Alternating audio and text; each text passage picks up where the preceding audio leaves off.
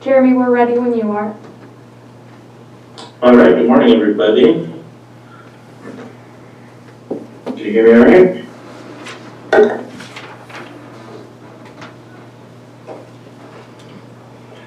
All right, welcome to the October 5th Board of Supervisors meeting for Trinity County. If you have any Zoom technical difficulties, please use the chat function. For comments, please use the raised hand function. We'll call this meeting into open session and begin with the Pledge of Allegiance. Supervisor Cox, do you mind leading us with the pledge? I pledge allegiance to the flag of the United States of America and to the republic for which it stands, one nation, under God, indivisible, with liberty and justice for all.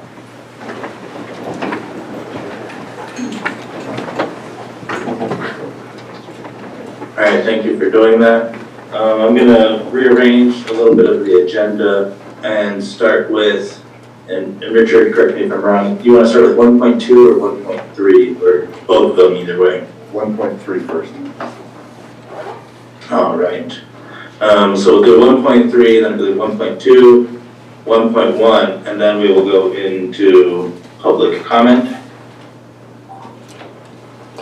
All right. Great. Thank you. Billy? Thank you, Chair Brown. Sorry. 1.3, adopt a proclamation of appreciation recognizing Director Rick Tippett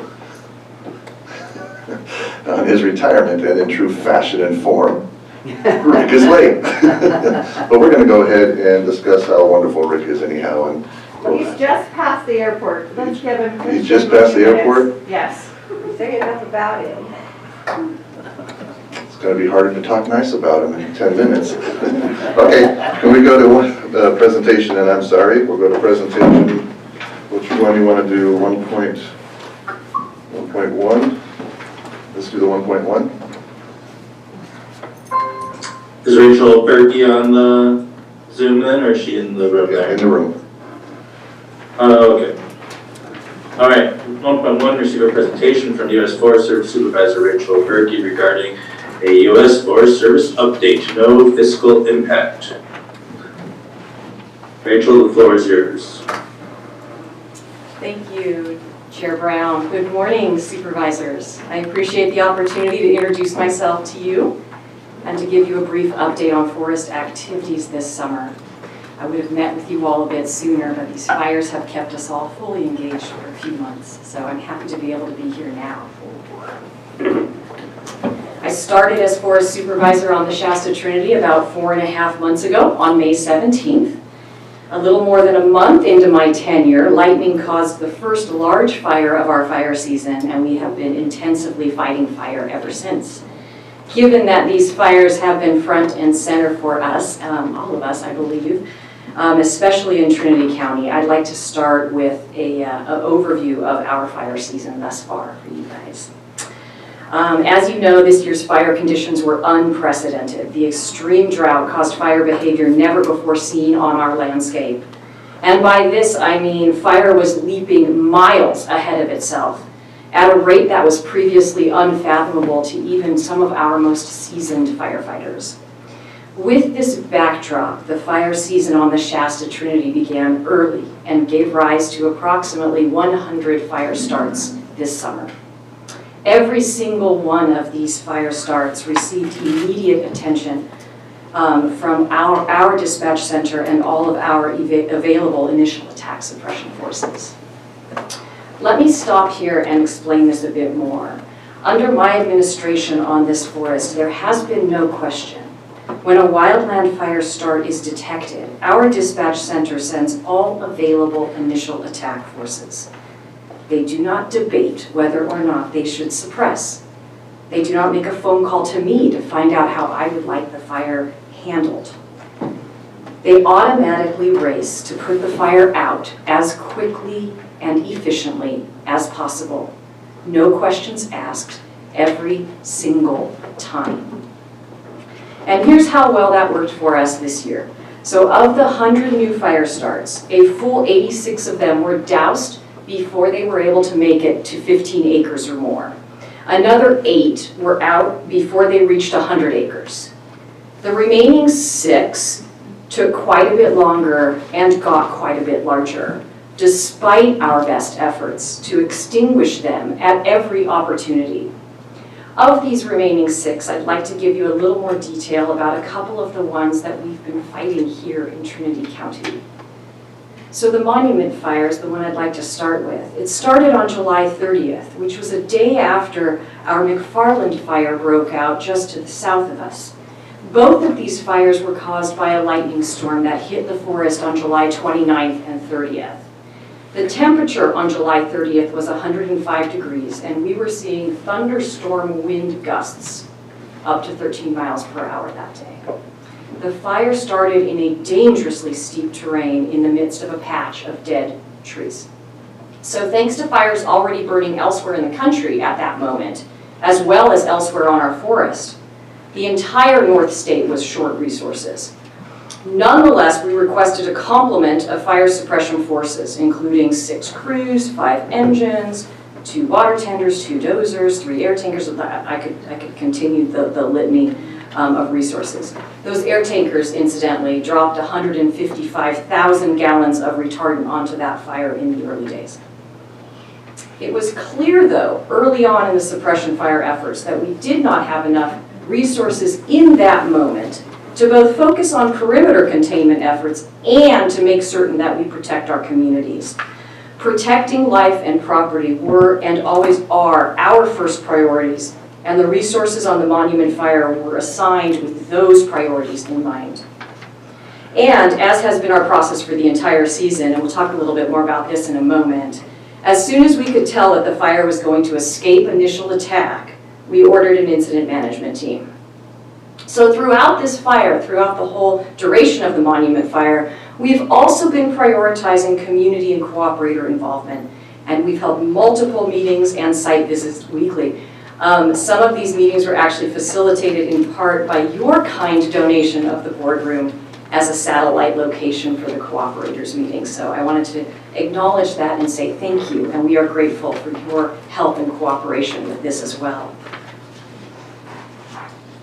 There's a similar story for the river complex. It also started as a result of the same lightning storm, but that was located on the Klamath National Forest, our neighboring forest to the north. By way of a little more context, the Klamath ended up with 35 fire starts in one night from that firestorm. Rather, that lightning storm, I should say.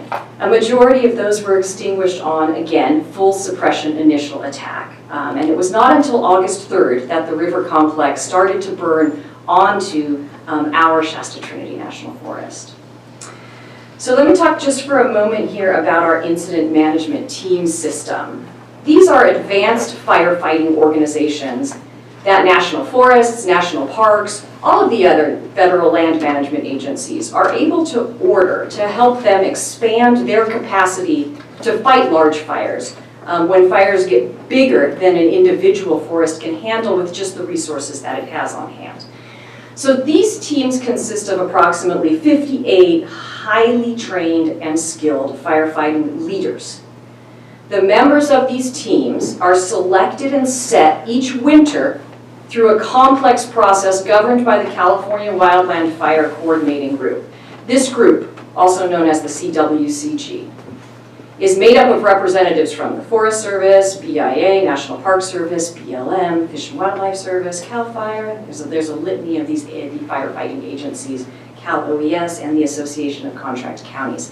There are representatives from each of these entities that sit on the CWCG that go through a pretty complex process of nominating, interviewing, and selecting the members of our incident management teams. And each member has to reapply every year. So each and every time I ordered and in-briefed the incident management teams this season, which incidentally has been 13 times as of today, will be 14 coming up this Friday, I demanded from them the same standards of full and complete suppression that I mentioned before. By way of example, I will read to you the published suppression objective for the first incident management team on our monument fire. Aggressive full suppression strategy will be implemented for the monument fire. Efforts will be made to minimize the impacts to residences, critical infrastructure, commercial timberland, and surrounding communities through the application of well-planned tactical responses. Now, as our fires gain some containment, we begin to focus on immediate emergency rehabilitation and suppression repair. So our objective with suppression repair and emergency rehabilitation is to mitigate as many post-fire hazards as possible on NFS land prior to the arrival of substantial rain. So it's a bit of a time crunch to see how much we can get done before the first big rains come. So let's talk a little bit about now looking towards the future. Looking towards the future here, my goal is to have the forest move out with a program of work that will help minimize the likelihood that these kinds of events can occur in the future. The type of work that I would like our forest to spend time on will be work that moves us closer to this objective. In my view and in the view of our whole agency, we need to focus bigger scale and more strategically across landscapes with an eye towards mitigating the effects of wildfires and treating forests before the fires even begin. I am specifically talking about treatments that improve forest health and resiliency across the footprint. I am hopeful that in this critical moment we can continue our long-standing partnership with the county to focus on more important areas of the forest that will get us more quickly and efficiently to this end result. The Trinity County partners that we have are key to our success, especially on this west side of the forest. And we have an amazing partnership in so many ways. We have our collaborative, we have our resource advisory committee, we have our community forest, we have our resource conservation district, we have our fire safe council, to name just a few. In my estimation, there is no shortage of opportunities for pooling our collective energies and moving forward toward a shared destination. Our success will hinge in large part on our communications, and we can all play a role to ensure that timely and accurate information is provided across our collaborative communities. We are stronger when we stand together. One example of this I've heard about is the board's local area advisor. This program, which when it was active, helped enormously to ensure a connection between the communities and the forest. We would love to see that program reinvigorated again.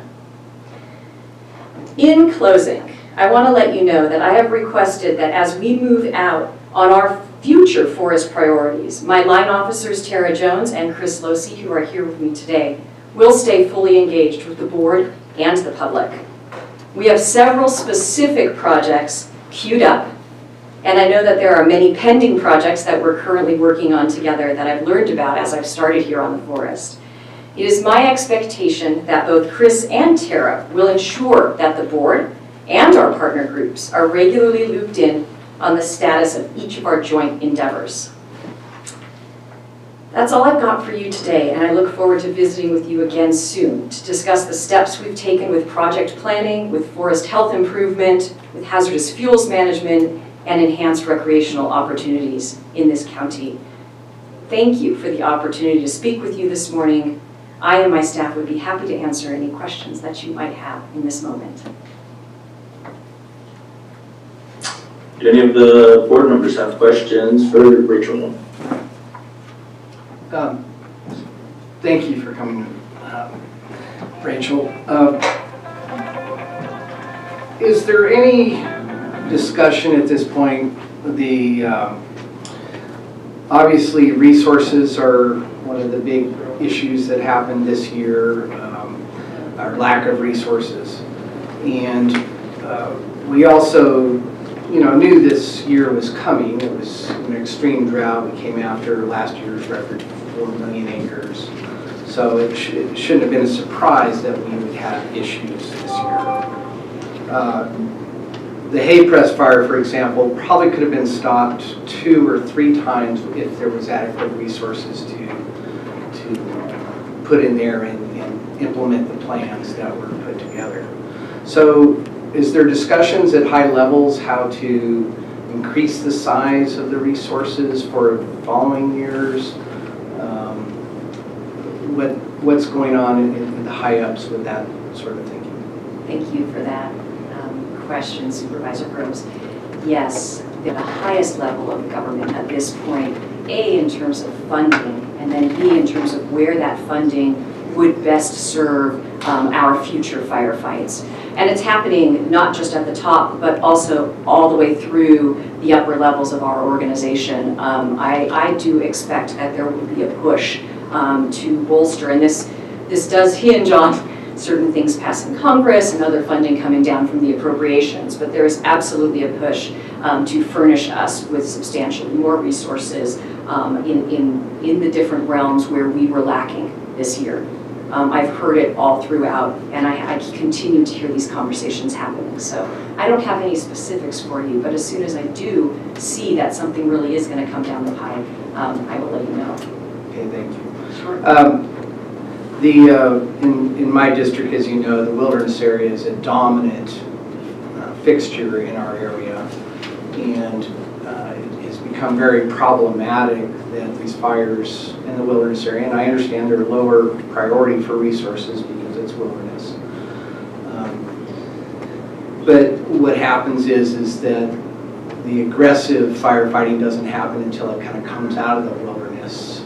And I mean aggressive by on the ground, heavy equipment, that sort of thing, firefighting, which is very problematic for the private landowners that mainly bear this burden. I know you're not in the business of legislation, but is there an ability to, and I've heard other Forest Service people talk about having this barrier or buffer around the wilderness that we can be more aggressive in fighting, or having different rules for the last mile in the wilderness to be more aggressive in that zone before it comes out?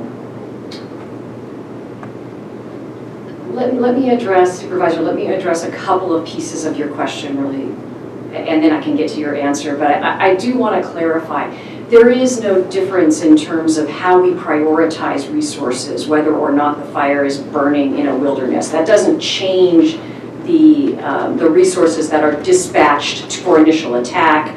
And as I mentioned, every single fire, it didn't matter where the fire started or was burning, we were dispatching full suppression action against that fire and attempting to stop it at every stage.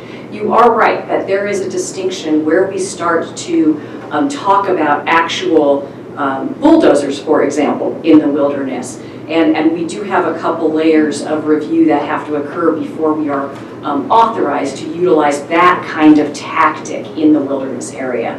I do feel like in our fire situation this summer, we were able to act pretty quickly, analyze those requests, weigh the impacts on our wilderness, which we take very seriously each time, and get the authorizations we needed to appropriately protect the life and property that were at risk. I do like your idea, though, of taking another look at, whether or not there are buffer zones that can be established, or any other, kind of overarching solutions for trying to ensure that the wildland-urban interface that sort of integrates with that wilderness area is protected to the greatest extent possible.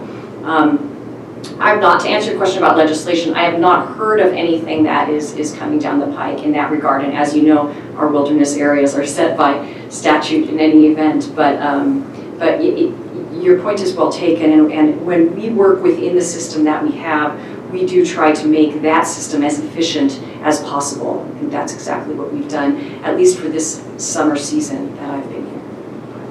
Okay, thank you. Additional questions? Yes. Good to see you, Rachel. Good to see you, And thank you for Supervisor. that presentation. I do have a couple of questions now. I've got a whole boatload of questions. I'm going to save most of them for our chat on Friday because I have a little trouble differentiating those things that just I don't understand with what everybody doesn't understand. And so I don't want to waste that time. You did mention that the local partners are key. And you said especially on this side of the forest. And I was wondering if you could explain a bit why especially so on this side versus the Shasta side.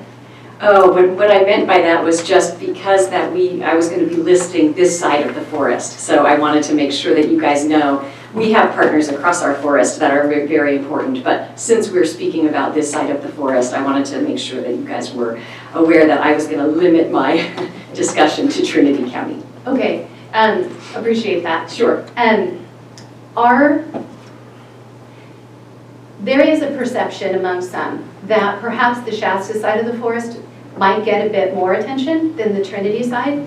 Can you speak to that perception? Maybe that is just completely incorrect, or maybe it's validated in certain respects, or maybe it's been that way in the past and you see it differently. Could you address that? Sure, thank you. Or that might just be too on the spot, and 5 months isn't enough to differentiate what has gone on and what is, and that might be unfair. And if so, feel free to defer. Thank you. No, I think I can answer that, at least in my experience in the 5 months that I've been here is, so for the bulk of our fire season, we have had a lot of attention on our west side. So in my view of it, I've not seen that. So it's certainly not institutionalized in the organization. It wasn't like I came on and everybody said, here, look at the bright shiny object on the east side or the north side, and just ignore that west side. I mean, I was introduced coming in as a fresh new set of eyes to the entire forest. I had briefings on, before these fires started, on pieces of all of our aspects of the forest and all of the counties that we cover in our footprint. So I've never actually felt like there was more or less attention to any one side. I can tell you there's more attention to the sides that are on fire. And that's real. That has taken up a lot of mine and my deputy and our fire leadership's time for the entire summer. Absolutely paying attention to the pieces in our footprint that are burning. And we had those early fires, in late June, early July time frame, and now, we had our west side fires a little bit later in the summer. So absolutely, those are the areas that are getting the attention for sure. Once those settle down and as they start to kind of transition into our burnt area and our rehabilitation efforts, we can talk again, and I can let you know what I see. But no, I've not seen that as kind of an institutionalized thing at all. And then the other comment that you made that I appreciate is those efforts toward fixing what could burn down rather than being behind the 8 ball and trying to put out those fires. So as you look at what has taken place and kind of what's left, will you be able to perhaps hand us maybe a prioritized list of projects and where you see trying to get ahead of those things so that hopefully next year we are not on fire and a bit more relaxed? Love that goal. That is what we can do together. That is what I'm hoping through all of our opportunities for collaboration, that we can come up with a really good prioritized list that spans our west side landscape, and we can get after some of those areas that should be kind of first up in terms of forest resilience and landscaping. And so. Okay, nice. And I guess then just the last thing would be to say thank you for looking at the local area advisor list. That's really important to everybody. And I was at the fire chiefs meeting last night, and big thumbs up to say, that really is critical. The people that have lived here and understand the landscape and the weather patterns and all of that, they're the ones with that expert knowledge, particularly when outside teams are coming in. So thank you. Absolutely.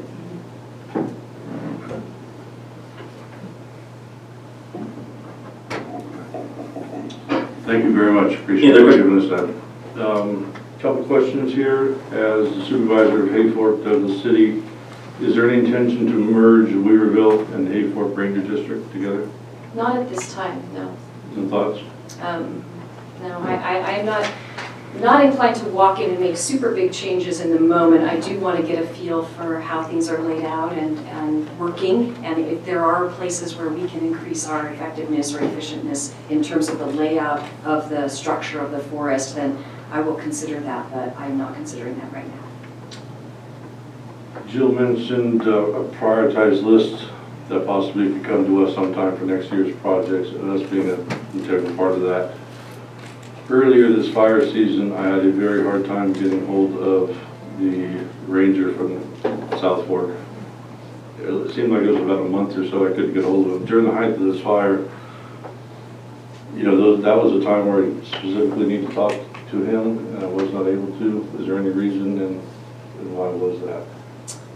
So I had not heard about that, and I apologize that you were not able to get the information that you need. I have had discussions with both of our rangers on the west side and given them my intention that they remain very, very closely connected with you guys, as well as all of our other collaborative groups on the west. So if that were to happen again, and I hope it will not, please reach out to me directly, and I will ensure that the communication lines are open. Thank you. Who do you rely on to make the decisions regarding forest management? That is a group effort. So I have the final decision on forest management, but I have a staff of amazing experts that advise me on that, and that staff is augmented by the partnerships that we have in the communities. So it is a joint effort through and through. But the final decision rests with me. Last question. What is the status of the weather station project proposed by PG&E? That I will have to get back to you on.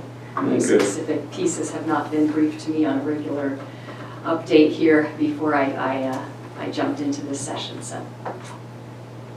Thank you very much. Thank you. I have just a couple of questions. I went through the August complex last year, and my question would be, are you prepared to start now on the, I would call it cleanup, maybe rehab, whatever you want to call it, but removing the timber? I know in the Six Rivers last year, they started out with some roadside hazard tree abatement, and that kind of stopped for all the environmental review. My question would be, have you started environmental paperwork yet? And is there a chance that you're going to be able to salvage logs of this to actually do some of the cleanup around our communities, our county roads, which were neglected in the August fire footprint, and stuff like that, while the timber still has enough value to pay for it, instead of costing, I don't know, the estimate for our county roads was close to $100 million to do the hazard tree abatement. If the forest can take that on, while there's still value, it would be beneficial for everyone. So I'm wondering if you are you working on that already? Thank you, Supervisor Frazier. I appreciate the question. Yes, in fact, we have had our burned area emergency rehabilitation teams have already come and done their initial assessment on our fire footprints, both on McFarland and on Monument. So that and the implementation piece of that is rolling along quickly. We are already having discussions internally about what the fire footprint restoration looks like for, we're not even 100% contained yet on Monument. So our goal is to roll out with these pieces of restoration as quickly as we can. Absolutely. And are you guys looking into trying to get categorical exemptions, stuff like that, to speed along the environmental process, or are you going to go into an EA, which is going to take a year, and at that point we'll be at the same spot we're at in southern Trinity, where the timber is losing value in a hurry and nobody's going to log it? We will consider any and all avenues for expediting that we can under the environmental laws.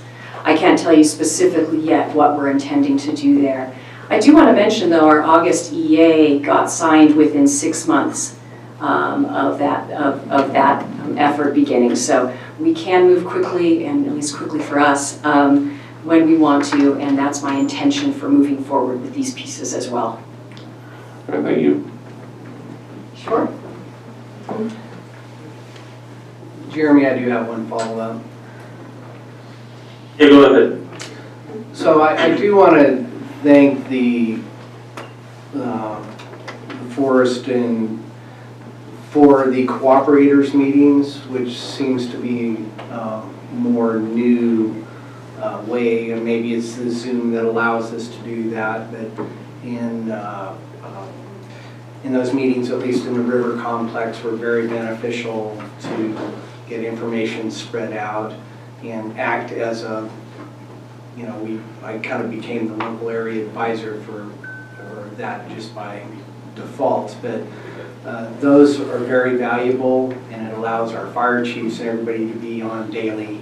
So please keep that up. Those are very valuable.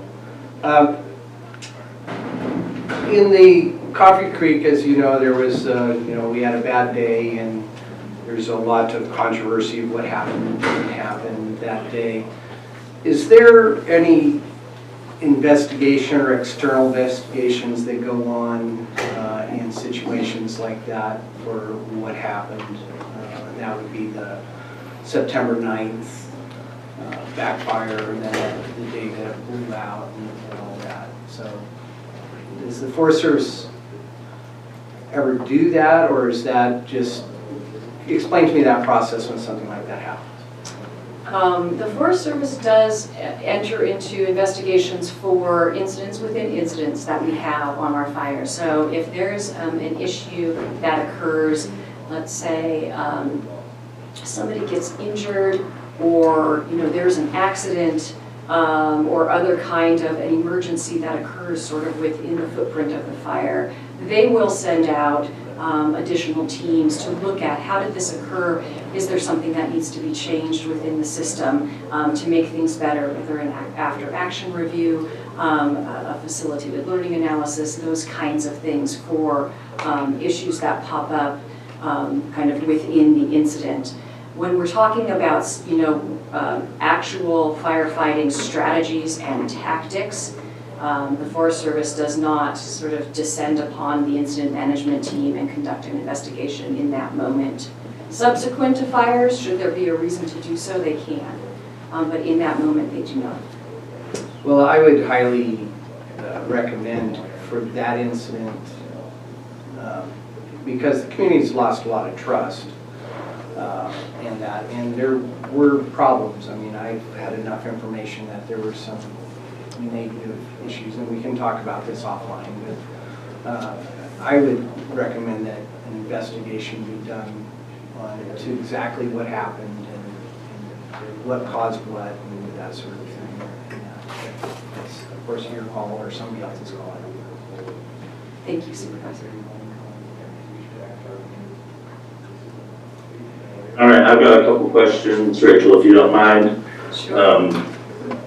I'll just point blank. Do you feel like any mistakes were made on behalf of Forest Service or the incident management team, or maybe mistakes isn't the best word, but oversights or things you would have done differently?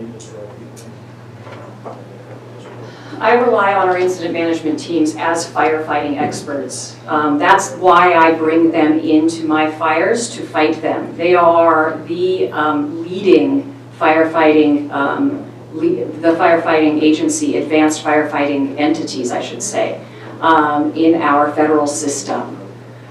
So it is my role to oversee what they are doing, to keep an eye on how things are rolling along, to be briefed on a pretty regular basis with them.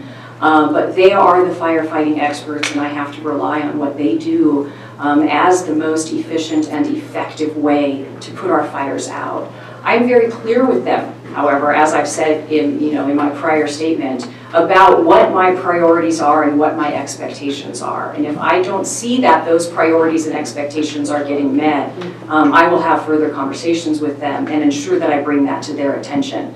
But that is how I interrelate with my incident management teams. Okay, thank you. Regarding the local area advisor, does Trinity County currently have one? Or is that established, or is that something that you're talking about reestablishing from the past? I think I'm going to defer to Supervisor Groves on that one. I believe that that was a program that was run through the Board of Supervisors. Yes, Jeremy, it is not functioning at this point. We would have to go out and we have authorization to do it, which still exists, but we just have nobody that's appointed. So I think we've talked about this before, but I think that's something that we should put together before next fire season, would be my recommendation. Okay, thank you.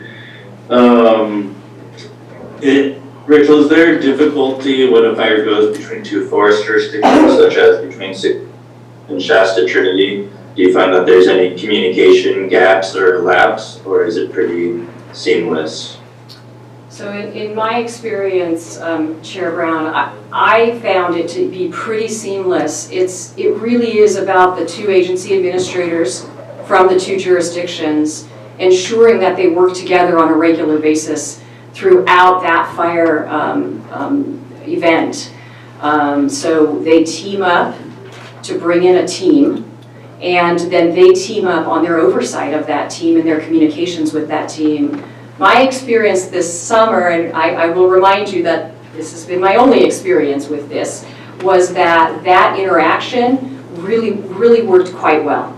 I did not feel a disconnect as between myself and my sibling force supervisor to the north, nor as between myself and my sibling force supervisor to the west on these fires. We were able to stay in touch on a really regular basis and make sure that our messaging was consistent and that our responses were quick. Okay, thank you. Is there any discussion of replacing the Ironside Fire Lookout that burned down? I can defer to a member of my staff here who can talk about that more specifically if we do have information on that. So let me ask. We're reviewing it. There are a lot of factors to consider, both the strategic placement. It's a good mountain to have it on, but it also has a lot of cultural significance. So we're looking into that and for possible alternatives to that particular location. All right, so it looks like investigation on that one is ongoing, and we're trying to figure out whether or not we're going to be able to go ahead and replace that. What are the cultural significance of that site? The whole top of the mountain is culturally significant. So we're working with the tribes and our tribal partners as well as with the communications and infrastructure. I don't know if were you able to hear that, Supervisor? Okay. Thank you. Yes. All right, that answers most of my questions. I guess my last one would be, you definitely expressed your desire to have more engagement with the community, either through a local area advisor or the RAC, things like that. And we also have the collaborative. Do you feel like those mechanisms are all adequate and enough to accomplish your goals of engaging with the community? And I say this because when I've gone into other counties across the state, with RCRC specifically, they seem to have a more of a aggressive regular meeting schedule with their co-agencies. And so especially if there's an active project in the county, it seems like their stewardship groups or their collaborative groups and Forest Service and associated agencies, they're meeting once a week or having a phone discussion once a week to talk about, what are the goals for this week. And sometimes these projects seem so big and it's kind of like, well, what's the goal? And really honing in on a timeline, I think would be beneficial for the community to kind of acknowledge transparency. And, there's been a Burnt Ranch project that's been called the pilot project or the community protection project. And it seems like some of these projects just kind of go onto the back burner, and there's not, in my opinion at least, there's not enough of a regular update to really keep track of, are these projects progressing or are they just pending in paperwork and stuff like that? So back to the question, do you feel that there could be a more regular meeting that would help build this connection to the community? Or are you satisfied with the collaborative and the RAC doing that?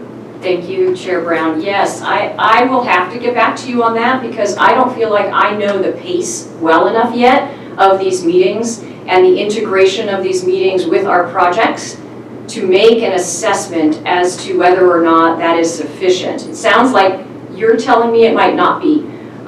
So I'd like to get, a handle on whether or not we feel like we've got enough touchstones into the community, but I am open to increasing that as needed, absolutely. But I, from my own personal experience at this moment, don't have enough of a baseline to make a judgment call on that yet. Okay. All right. Thanks so much, Rachel, for fielding these questions on the spot. It can be difficult and it does mean a lot. So look forward to discussing these things further with you down the line. Thank you, Chair Brown. I appreciate the time. All right, unless there's anything else, we'll close this item up. Thank you, Rachel. Thank you very much. And is Mr. Tippett in the room? Yes, he is. Oh, perfect. So then we will jump back to item 1.3, County Administrative Office, adopt a proclamation of appreciation recognizing Director of Transportation, Rick Tippett, upon his so-called retirement. No fiscal impact. Welcome to your party, Rick. No, we were already joking about you, but we do, and I do, out of affection. Rick is probably one of the most ethical and honest people I've ever worked with. I've been proud to work with him the last, be 4 years here next month.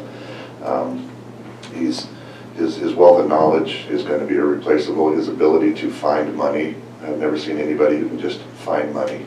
I've seen him wear down Los Angeles County over SB1 funds till finally they just said, okay, what do you want? And he's just able to negotiate and do what's best for this community. He was involved in and in charge of building us a jail that no one thought could be built. The quality it is and the budget that we had, he not only built it on time and on budget, but was able to get some improvements that we didn't think were possible at first. Rick is one of those people that when there's a problem, he solves it. He doesn't stack problems. It's just been an honor working with you, and your networking and ability to find solutions and get assistance from the federal government or the state is just always amazing me. So it's been an honor working with you. I think there's a few people want to talk, and we have a little plaque for you. Well, thank you, CA Coons and the board. I also wanted to thank my wife, who's put up with many times starting dinner and getting a phone call. Oh, I forgot to tell you, I had a planning commission meeting, and I won't be home for dinner. But it's hard to believe that 30 years ago I walked through the door of Alpha Engineering Group as a new employee, and time really flew to be walking out the door as a former employee of Trinity County. A lot of exciting things happened between here and there, and I really enjoyed what I did. I did pick, looking back on it, I wanted as a young kid to be an airline pilot, but I ended up being an engineer because I had bad eyesight, but I really ended up picking the right career and having a good time, and I did very much enjoy my time here at Trinity. I wanted to also thank my staff. I've had a great staff, but I'll tell you, please treat them kindly. These guys are overwhelmed. They're outstanding employees, but they have more than, way more than what's fair to be on their plate for things to do. And that's not, I've worked for a lot of agencies, big and small, and I'll tell you that the big guys, will sit there and say, oh, I got, big city stuff, and I got a lot of things, heartaches and stuff that I got to deal with. it is nothing like what you have to deal with in a small agency. Essentially, you're understaffed, you're under resource, and you're trying to pull together what you can with what you have. I ask the board as you deal with them, if you get complaints from the public, please get the full stories. There's always backstory to everything that you hear on the street. When you actually go and talk to the folks that are dealing with it, you find out what's really going on.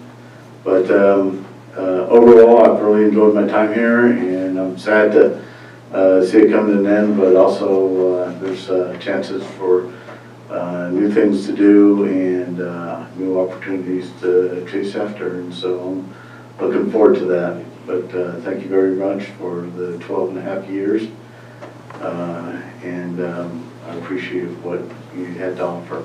Thanks.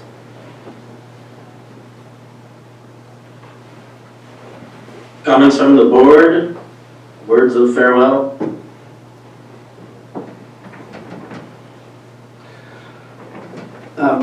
Rick, thank you for your time here. We, especially when cannabis first started, we asked the impossible of all of staff to try to do things, and we muddled along and made progress. And I'm sure that's, when you became an engineer, is not what you thought you were going to be doing, is trying to put a cannabis department on the ground. And all your ability to get monies and get things done for the county it's been amazing, and I appreciate your work and your time at the county. So thank you and good luck for the rest of your career.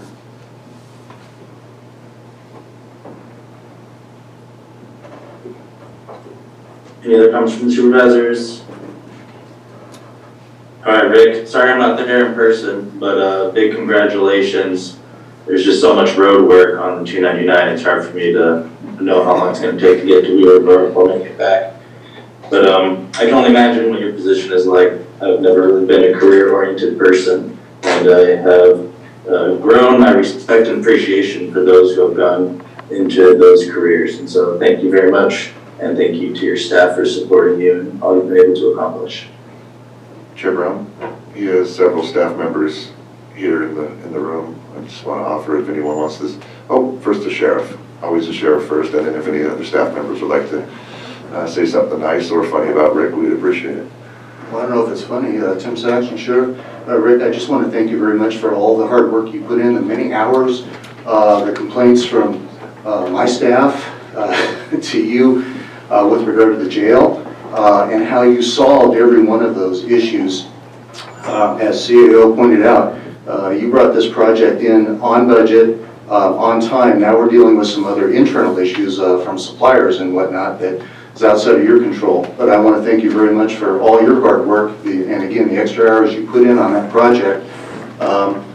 Board, if it were not for the efforts of Rick, this project would not have been completed as it was on time and on budget. So I personally want to thank you very much for a wonderful detention facility that we have, state-of-the-art, and it will be opening soon. And again, Rick, congratulations, a great career, topping it off with this, and your name's on that plaque there, so it's always going to be there. So again, congratulations.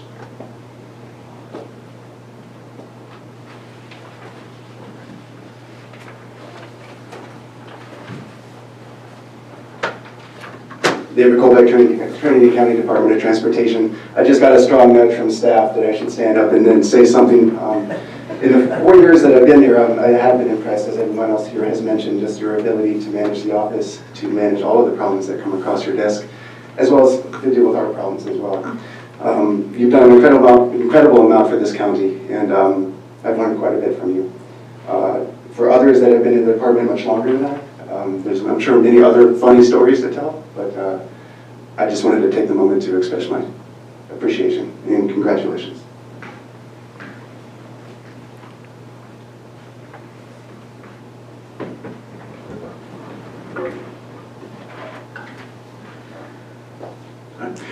Chris Losey, Hayfork District Ranger. I wanted to thank Rick for being the one person who was able to find us a bridge over the Glen Creek down across just west of the South Fork Trinity River. Supervisor Frazier, talking about doing some cleanup. Sometimes it takes longer than we hope, but Rick on a call talking about South County roads, Rick just said, I have a bridge. Do you guys need a bridge? It's like, yes, we need a bridge. So that bridge that we're able to put up right now, that bridge is going to help us with removing hazard trees. That bridge is going to help us with fire recovery and salvage operations. That bridge is going to help us with the cleanup of the Forest Glen cabins that unfortunately did burn down. And so just out of the blue, Rick says, I got a bridge, do you need one? Yes, we do. And so, finding money, finding things, just the limited amount of time that I've been able to work with you, I've really appreciated. So thank you.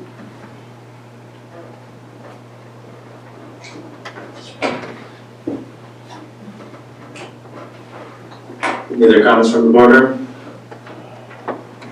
One comment. Yes, this is Ed Presley. I'm the OES manager for the county. So what I wanted to say about Rick, I didn't know if it'd be appropriate, so I'm not going to be able to share the stories of you screaming into the phone, talking about how you're about to have a heart attack, you're about to get into a fight with someone, because just different things going on. So I'm sorry, I just wanted to come forward and say I'm sorry I'm not going to be able to tell the story.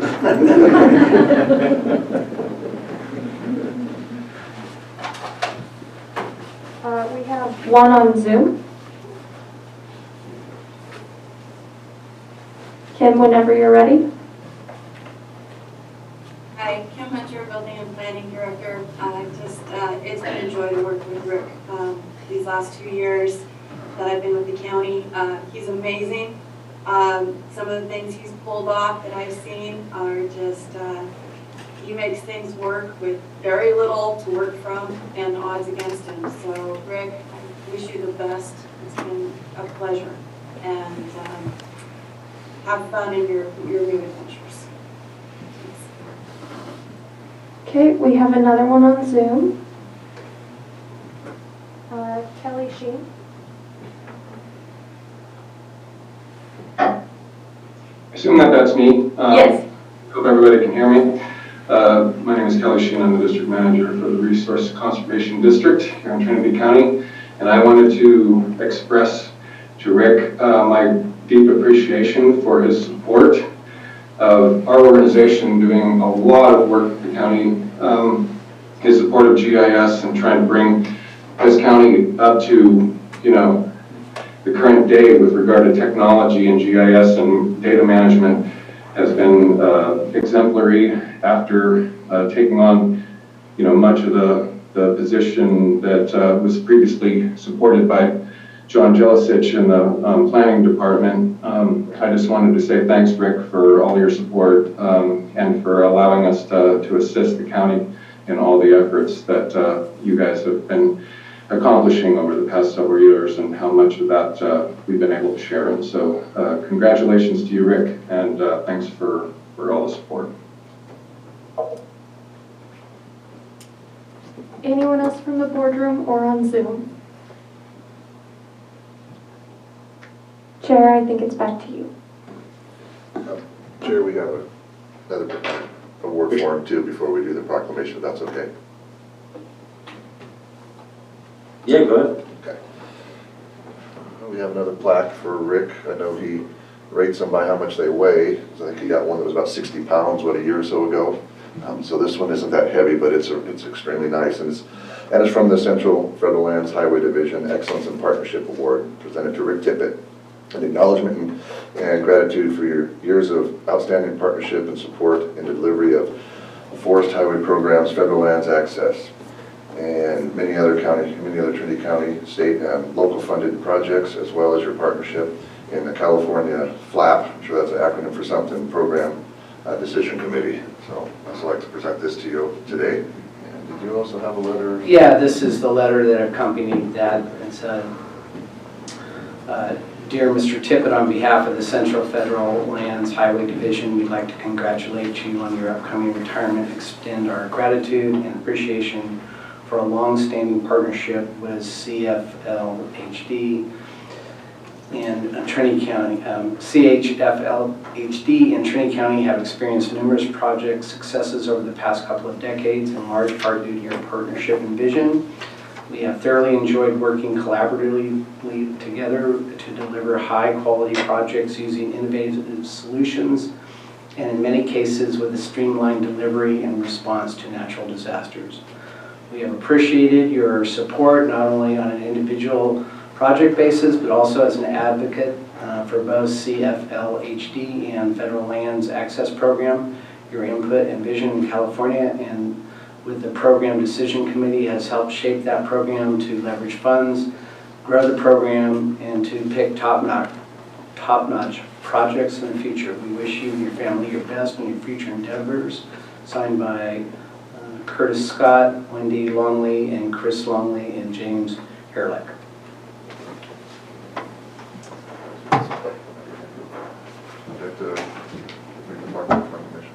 Yes, I can do that. A proclamation of the Board of Supervisors of the County of Trinity recognizing the retirement of Trinity County Director of Transportation Richard Tippett. Whereas Richard Tippett is retiring from Trinity County after 12 years of service as the Director of Transportation, and whereas during his tenure with Trinity County, Rick worked with various external agencies and always fought for the best outcome for Trinity County and other rural counties. This is evident in the way that SB 1 funds are allocated to small rural counties. Without Rick's lobbying efforts, the formula for funding would be significantly skewed towards large population areas, and Trinity County would be receiving only a tiny fraction of what we currently receive for road maintenance. And whereas Rick was always a strong proponent of safety, both for employees and for the public. He sat on a statewide committee that oversaw the Highway Safety Improvement Program funding policy. When he joined the committee, it had become nearly impossible for Trinity to get any safety funding because the rules were designed to help urban communities.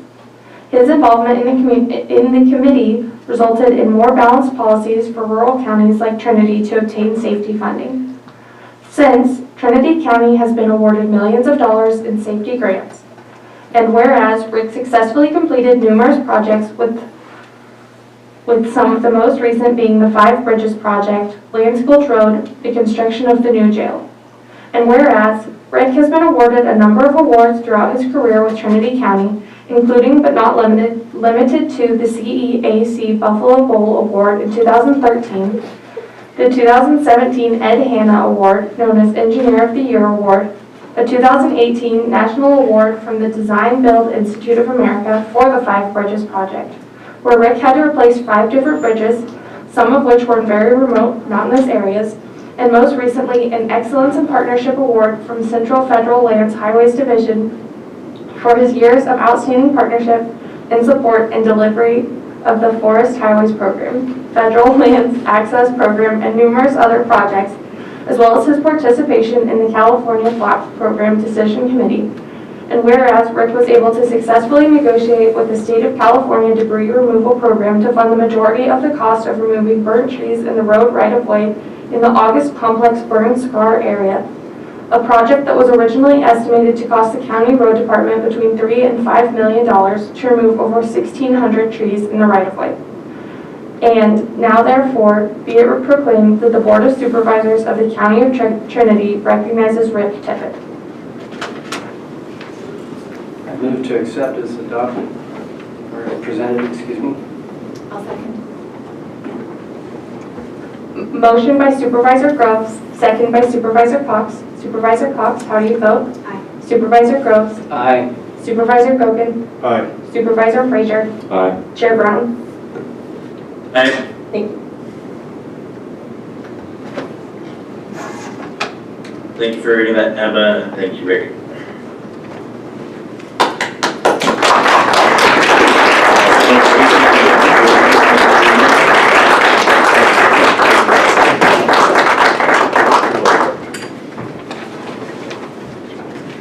Do we need board pictures, Emma? Yes, please. Yeah, it's still COVID. So when you learned today, COVID thing. Rick was presented with when he became president of SEAC. They make this ungodly, strange looking hat they make him wear. And I don't have a picture of him in it, but I got a picture of the hat he's being presented. I was hoping he would bring it. You can see that very well. Unfortunately, COVID has got the thing still trapped in San Francisco, So we'll do that. Can I get a picture with the Yeah, board with it? Would you like an image? Just to stay right here in the middle, please.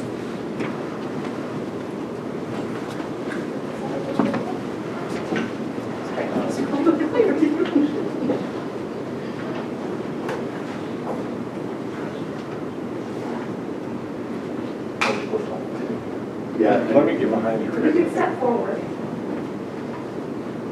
Cover up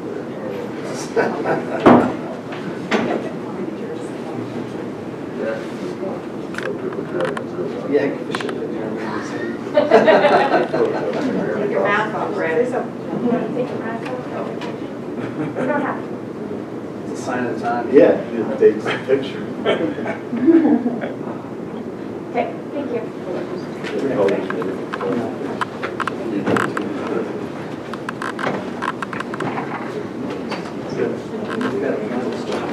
Yeah, I know, I already asked him. I can't repeat what he said.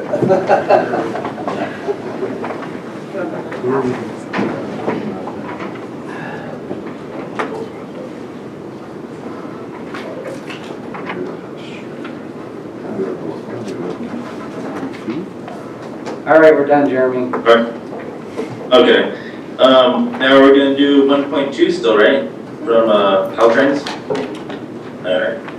Clerk of the Board, item 1.2, receive a presentation from Caltrans District 2 Director David Moore, presenting a certificate of appreciation to Director of Transportation Rick Tippett, no fiscal impact. David Moore, the floor is yours. All right. Thank you, Chairman Brown. Thank you, Supervisors. Thank you for rearranging the agenda. You made my job a little bit easier here and expressing my appreciation for Rick Tippett. I wanted to take a chance today just to thank Rick for all his support and help and what he has done for Trinity County over the last 12 years. Caltrans has a goal that, we are trying to improve the livability of the communities we serve through our transportation actions and the decisions on transportation that we make. And Trinity County, our state highway system, not only connects those communities to each other, but to the rest of the state, but those state highways also typically serve as the main streets for each of those communities. So it's very important that we have a good relationship with Trinity County and with the Director of Transportation with Trinity County. We built a really good relationship, I think, over the last 12 years. That has allowed, as you have mentioned about Rick being able to leverage money out there and projects out there. We've been very successful partnering and working together over the years to bring needed improvements to each of those communities out there, whether it's turn lanes, turn pockets, turnouts, other pavement improvements, bridge improvements out there. We've worked together quite a bit over the years. So I want to express my appreciation on that. You guys mentioned it in the proclamation that you provided, Rick. One of the things I really like about Rick is the leadership role he took on a statewide basis to push for the rights of the rural areas of the state. So not just focusing on Trinity County, but focusing on all those rural areas, and the work he did helped those other rural counties and helping get their fair share of transportation dollars and that consideration out there for improvements that those rural communities need. So with that, like I said, thank you for going before me, making it my job easy, but I want to provide this certificate of appreciation.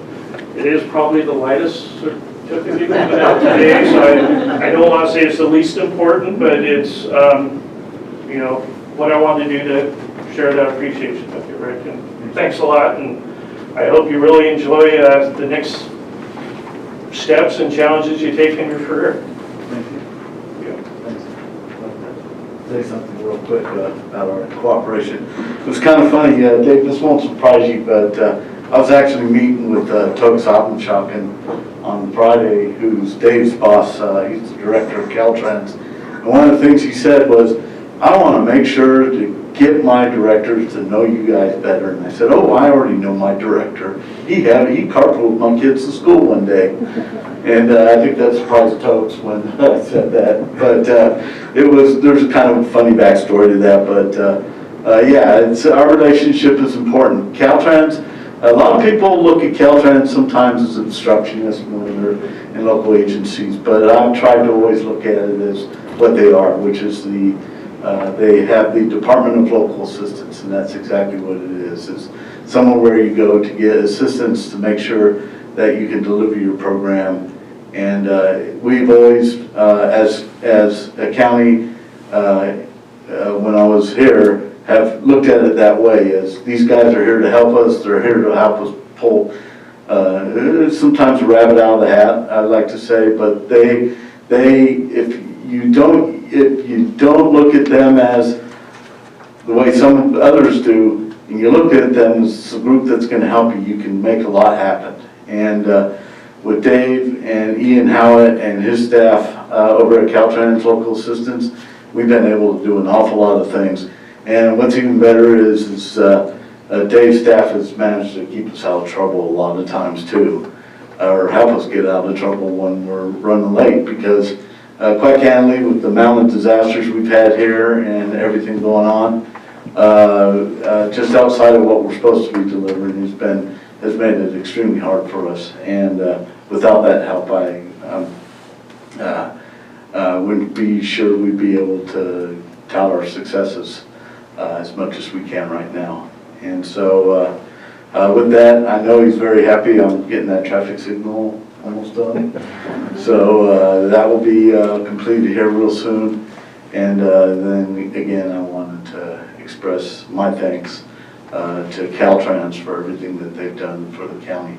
And one thing that Tokes did say as we were leaving was that he says that Caltrans has sometimes forgotten that they are a visitor in our community, and one of his goals is to make sure that they see them as they're the visitors here, and that they need to help us deliver what I would call complete streets or Main Street atmosphere. And I think that Dave is already is well in advance of that. And I think that with that coming from the very top, that we'll even get even further with some of the things we want to do, such as sidewalks on Main Street and things like that. So I appreciate the recognition, and I just wanted to tell Dave and his staff that I appreciate everything that they've done. Thank you.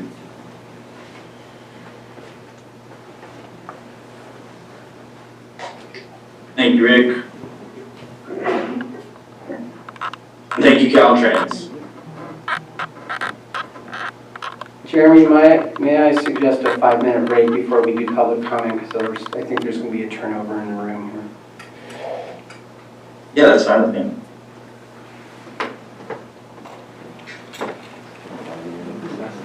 Yes, yeah. We are officially recessed. That was very nice. That's all right. Yeah. Thank you. It was fun.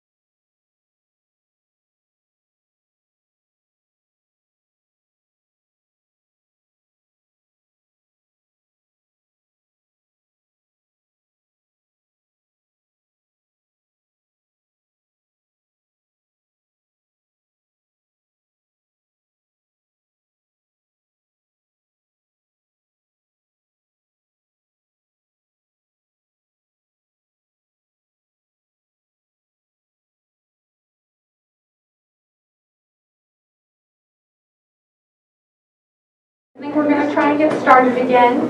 Chairman Brown, are you ready? Yes, I am. All right. I think we're already here, so we can go into public comment if you're ready. Can I, I'm sorry, can I jump in real quick? We have a subsequent. Oh, yeah. Okay, I'd like to ask the board to add a closed session item and find the need to take immediate action. Came to the attention of the board subsequent to the agenda being posted. The urgency is that our current planning director has submitted their resignation. I'd like to discuss with the board and get direction. You have my approval. Can we have a motion? Yeah, I'll move to. I'll second. Motion by Supervisor Groves, second by Supervisor Frazier. Supervisor Frazier, how do you vote? Aye. Supervisor Groves? Aye. Supervisor Cox? Aye. Supervisor Frazier, go again, sorry. Aye. And Chairman Brown? Aye. Thank you.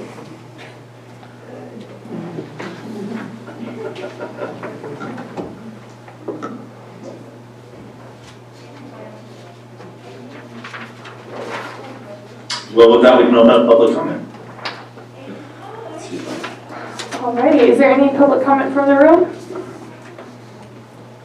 I wish that she was not.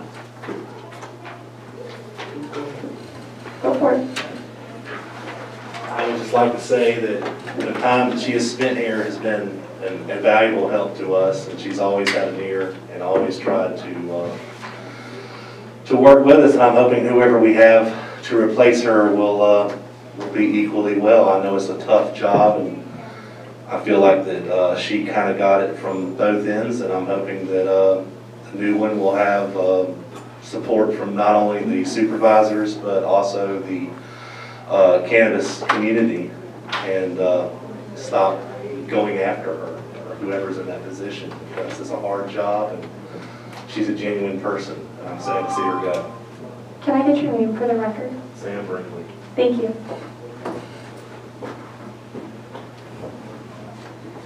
John Brower from Junction City, and I agree with everything Sam just said. Even though the cannabis program has come down a rocky road, there is no need for anyone to fall on their swords. The director was put in nearly impossible position and has really made the best of it, and has tried hard. I would like to see her stick around and continue her efforts, and really thank her for everything she's tried to do. I hope the supervisors would appoint an ad hoc committee or continue being more hands-on with the support and guidance of that department and working closely with the director. I think it's essential to really finish standing up this program and an effective department. Thank you, Kim.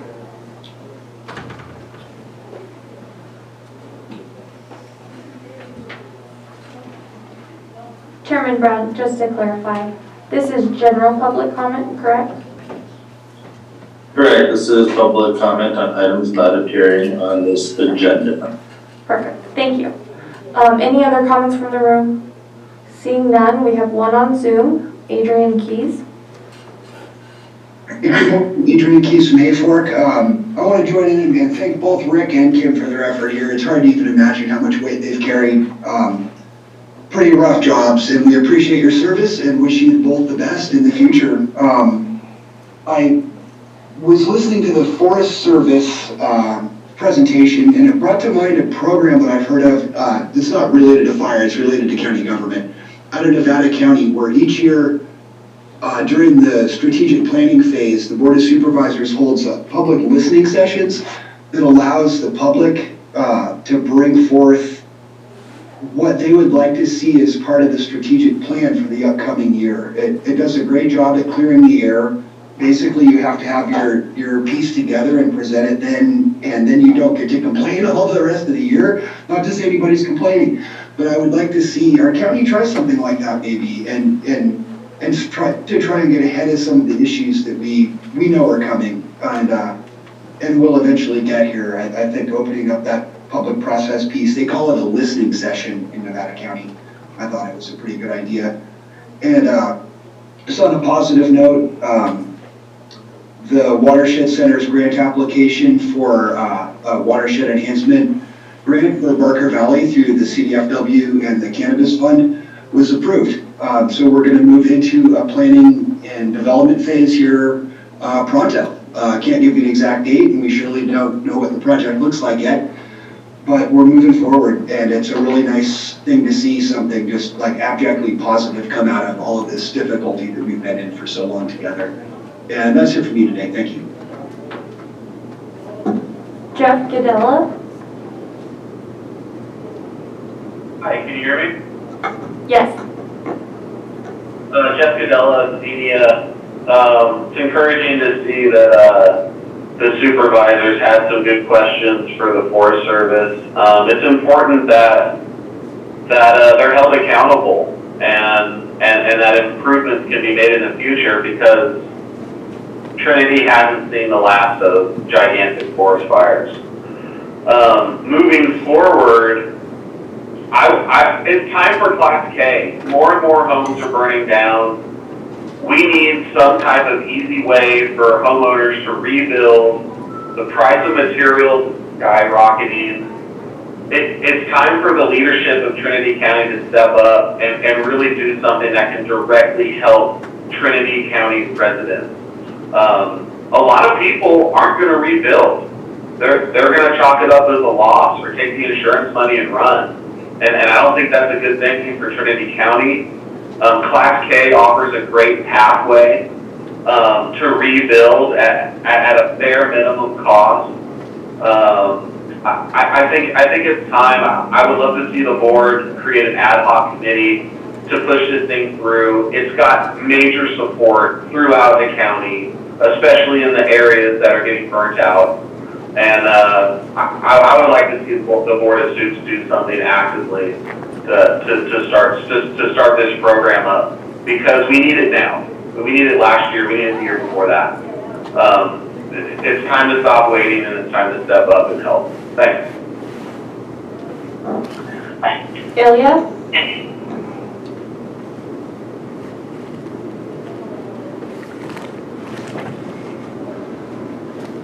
Okay, we'll come back. Hello? Oh, Do you there guys you are. Yep, we can hear you. Hi, I just wanted to kind of express my appreciation for Miss Kim Hunter. The cannabis community and Kim had some disagreements in some subjects, but I know that she was always not biased towards anybody, any member of the community. She listened to everybody. It actually came, this news came up very hard on me. I was very surprised. I thought everything was going good. I hope everything is going to be good in her future career and life. And thank you very much. And this is Ilya from Junction City. Thank you. Carla Avila?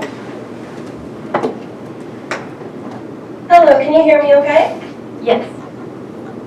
Great, thank you. This is Carla Avila from High and Palm, Executive Director of Trinity County Agriculture Alliance. And I just wanted to say a couple of things briefly. I would like to commend both Rick Tippett and Kim Hunter for their incredible work for this county, for your service in a very difficult time and position, and for everything you have done. Thank you on behalf of our entire membership.